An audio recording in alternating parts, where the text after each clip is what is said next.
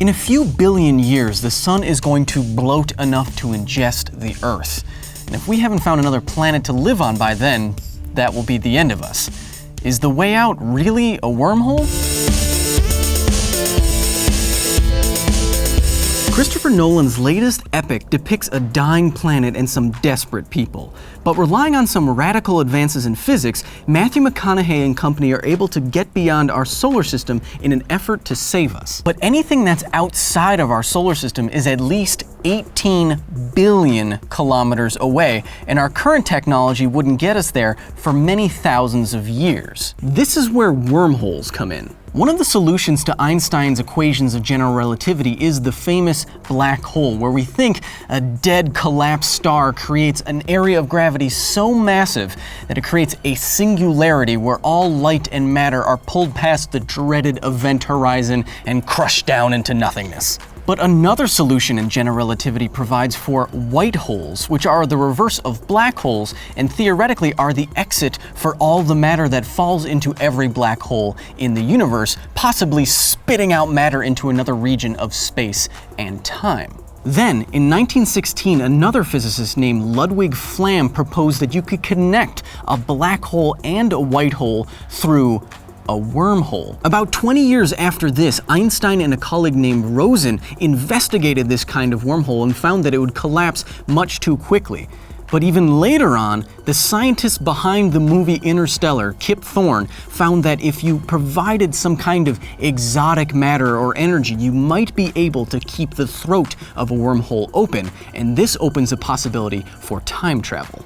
We suspect that anything that actually does fall into a black hole gets ripped apart molecule by molecule, but there is math to suggest that if you fall into a black hole in just the right way, you might be spit out on the other side of the universe. Now, let's think of space-time, or the fabric of our very universe, like a sheet that can bend.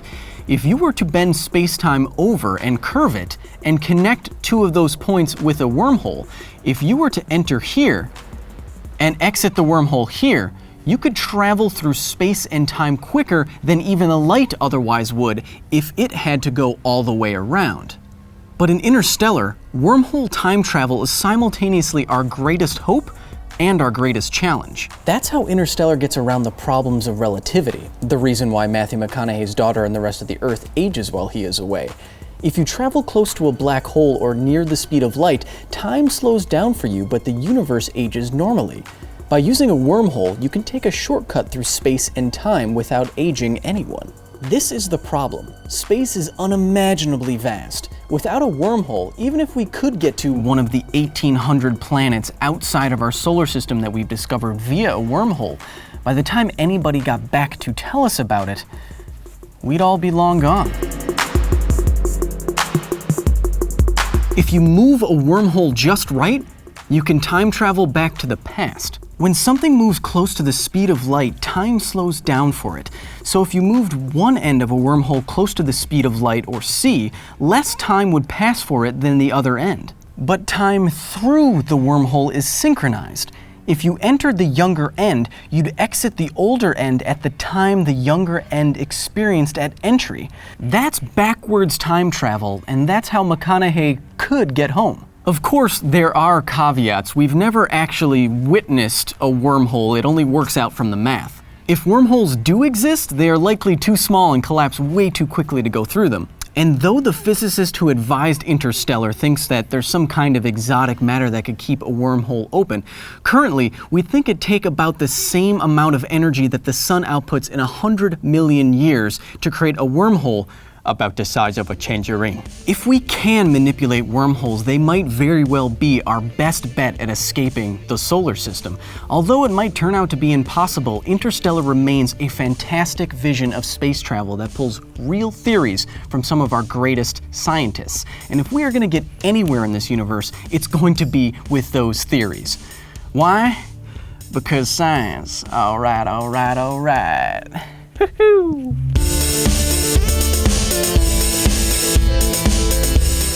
Want more science? Check out my last video on the scariest stuff that actually exists, and make sure to subscribe right here for more videos. This week, I'd like to thank manga artist Sara Mayhew for helping with my drawings. You can check out her art at saramayhew.com. Have any questions? Make sure to hit me up in the comments section below. Thanks!